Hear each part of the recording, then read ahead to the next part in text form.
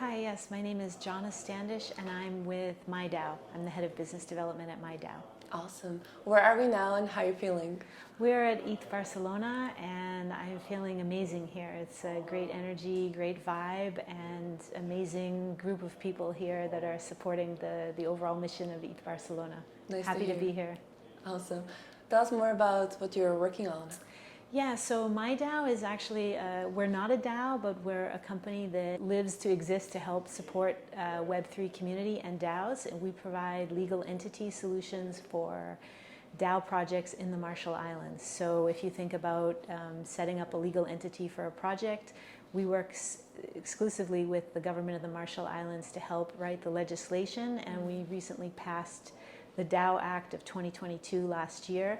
And so we're the only sovereign nation in the world to actually recognize Web3 and comprehensive DAO legislation in the world. So we're really excited about what we can offer the community here and just DAOs in general.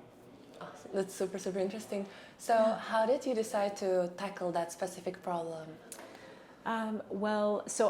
Prior to working at MI DAO, which I joined them in January, prior to working with MI DAO, I was involved with Bankless DAO, and also I worked in venture capital and in the tech industry in augmented reality. And the reason that attracted me to MI DAO and this whole space of focusing on legislation to make, I'll say, like an easy pathway to allow projects to launch is I saw the founder speak at ETH Denver last February 2022, and it really touched me because I thought this is what, despite what people think about not wanting to have to involve legalities in different jurisdictions, I thought this is the best way to help Web3 take off, is to have this platform in place. And so yeah, I met the founder and we stayed in touch, and the rest is history. So that's what attracted me to it in the first place. Tell us some kind of your favorite use cases and what do you see DAOs doing more of in the future? Ooh, I don't know if I have a favorite use case, but I talk with anywhere from 20 to 50 DAOs a week. So they make inbound inquiries to us about how we might be able to help them. I would say we have a mix of, like, every use case could be possible. Like a book club could become a DAO.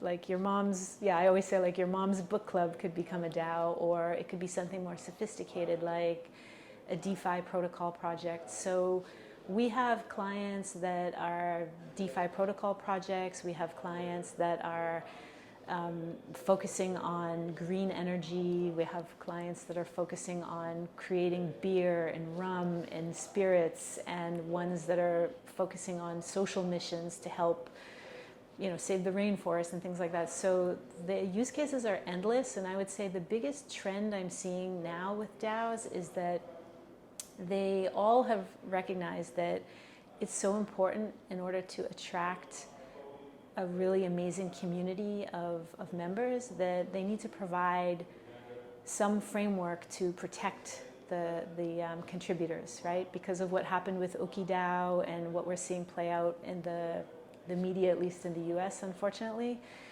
we're seeing a lot of, it's very aggressive what's happening, right? And so in order to keep these DAO communities strong and contribution high, there need to have a basic framework of legal protection in place, and people need to understand that. And so I feel that there's a big trend now happening with contributors in DAOs where they're starting to ask, does this DAO have legal protection?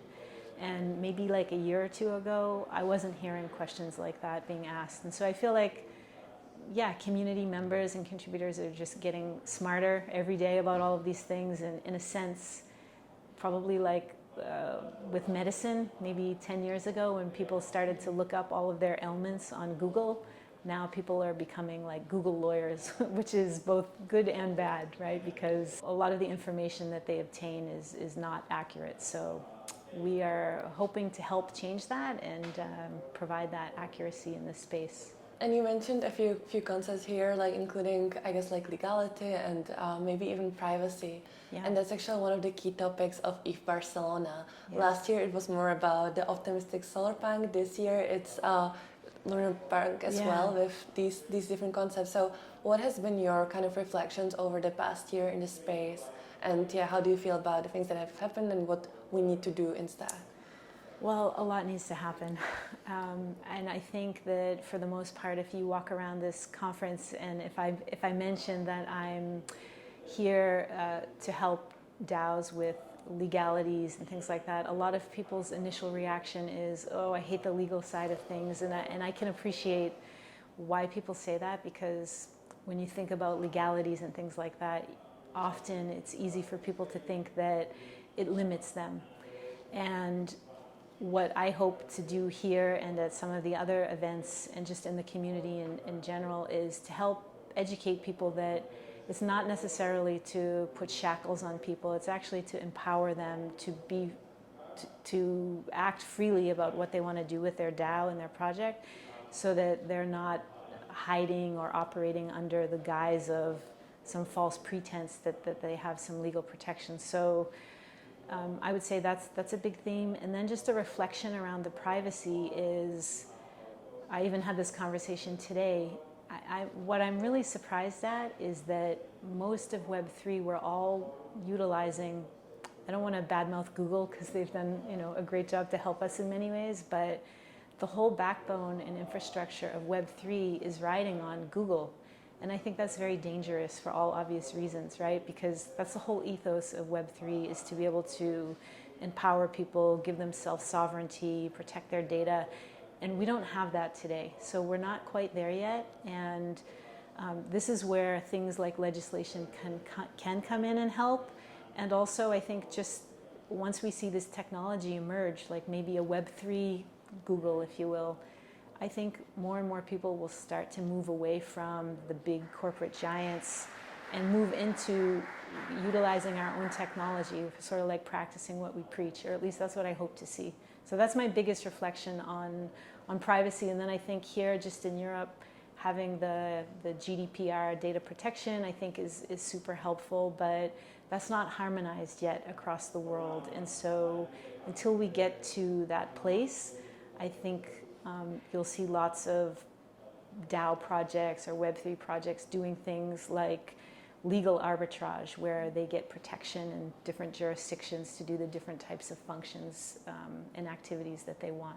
Lastly, tell us what you're most excited about for the upcoming 2 or 3 days. Yeah, well, I'm super excited to listen to a lot of the speakers, my fellow Web3 speakers here, to talk about privacy and things of that nature.